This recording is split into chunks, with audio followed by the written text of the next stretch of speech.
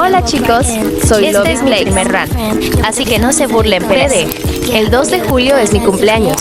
Si no tienes plata para regalarme algo, con un like y una suscribida basta. bueno, hoy hablaremos de la gente que no respeta gustos.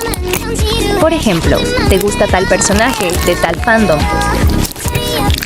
Te juzgan. Es que está feo, etc.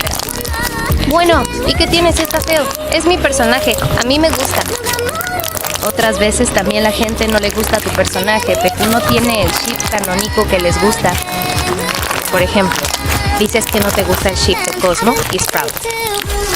Luego de que dices eso, automáticamente todos vienen junto a atacarte.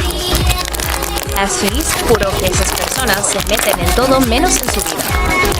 O sea, ¿por qué mierda le tirarías hate a una persona solo porque no te gusta un personaje? Lobby out.